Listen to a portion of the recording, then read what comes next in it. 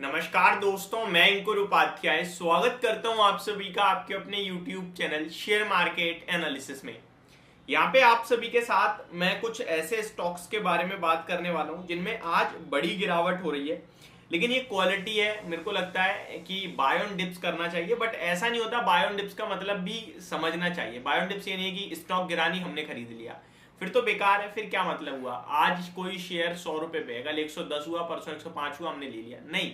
Bye on dips मतलब भाव मेरी पसंद का चाहिए मेरे को, तभी मैं खरीदूंगा। अदरवाइज मेरे पास बहुत सारे ऑप्शंस हैं। शेयर बाजार की यही तो खूबसूरती है कि एक शेयर नहीं है यहाँ बहुत सारे स्टॉक्स हैं। अगर भाव मेरे भाव पर आएगा तो मैं खरीदूंगा, अदरवाइज मैं नहीं लूंगा। पहले मैं आपको कुछ स्टॉक्स के नाम बताता हूँ। एमटार टेक्नोलॉजीज पहला नाम है, एसकेएफ इंडिया दूसरा नाम है, तीसरे नाम की बात करूं तो Shri Renuka sugar, and fourth name है डेटा पैटर्न्स। एंड एक और स्टॉक की बात अगर यहाँ पे करूं मैं आप सभी के साथ तो वो दीपक नाइट्राइट का हो सकता है। तो ये कुछ स्टॉक्स हैं जो आज काफी हैवी टूटते हुए दिख रहे हैं, और इन पांचों ही स्टॉक्स में मेरे को लगता है निवेशकों को डरना नहीं, खरीदारी के लिए सोचना चाहिए।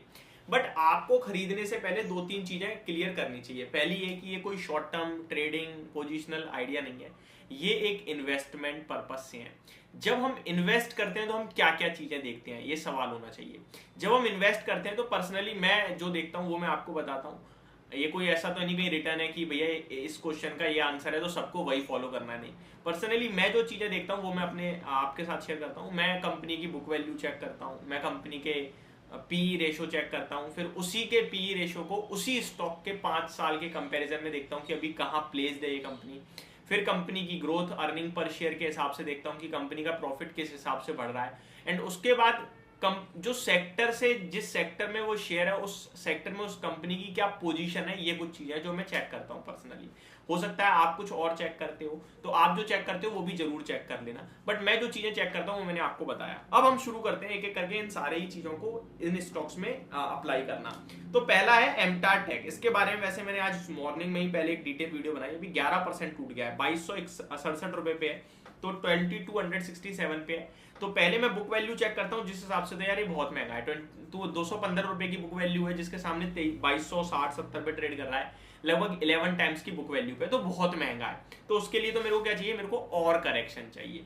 दूसरा मैंने आपको बताया पीई रेशो, तो 67 का है। अब इस पीई रेशो को मैं क्या करता हूँ, इसी स्टॉक के 5 साल के पीई से कंपेयर करूंगा। तो देखूंगा, मैं देख पा रहा हूँ यहाँ पे कि बॉटम जो है वो 57 के पीई पे है और टॉप लगभग 131 का पीई है। तो अभी कहाँ है 67 पे, और बॉटम क्या है 57 का, तो ऑलमोस्ट नियर बाय है। तो बुक वैल्यू तो वो महंगी है ही। अर्निंग पर शेयर देख लेता हूं, अगर अर्निंग पर शेयर सेम चल रहा है तो बुक वैल्यू महंगी यानी कि शुरू से अभी भी है, तो कोई दिक्कत नहीं है। लेकिन पीई के हिसाब से मेरे रेंज में पहुंच रहा है ये शेयर। तो अब मैं देख लेता हूं इसकी अर्निंग पर शेयर, तो वो तो ठीक है। FY21 में 15 रुपीज की थी, फिर 19 की हो गई, 23 में 33 की हो गई, और अभी भी 33 पे ही ट्रेड कर रहा है, यानी कि सिमिलर अर्निंग पर शेयर है।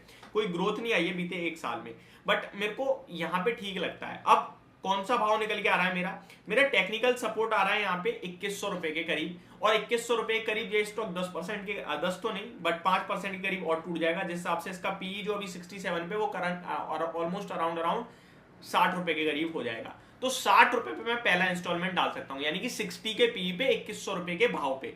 उसके बाद दूसरा इंस्टॉलमेंट मेरा जो बनेगा सेम पैरामीटर से, वो बनेगा लगभग 2000 या 1950-1900 रुपए के करीब। तो इस तरीके से मैं इस स्टॉक को एवरेज करूंगा, बट अभी नहीं करूंगा।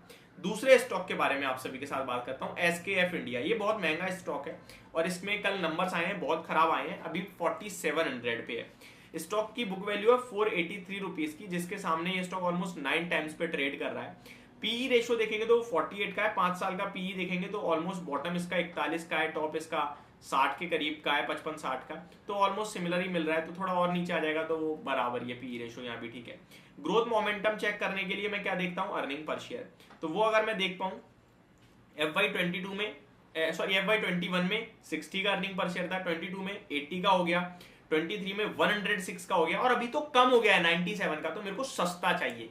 यहां से अभी कितना मैंने बताया आपको, 97 का, यानी कि मेरे को कम से कम 4000 पे चाहिए, तो 40 के पीई पे आ जाएगा। तो 4000 मेरा पहला भाव होगा, फिर 3800 यानी 38 के पीई पे, और फिर 3500 यानी 35 के। आएगा तो ठीक है, नहीं आएगा तो कोई बात नहीं, 4000 से पहले तो मैं इसमें पैसा नहीं लगाने वाला हूँ। इसी तरीके से आप बाकी के स्टॉक्स भी कंसीडर कर सकते हैं, like data patterns and Shri Renuka sugar, Deepak nitrite को। श्री रेणुका शुगर में एक और चीज आपके साथ ऐड करना चाहूंगा, इसमें अर्निंग पर शेयर आपको नहीं दिखेगा क्योंकि ये कंपनी लॉस में है।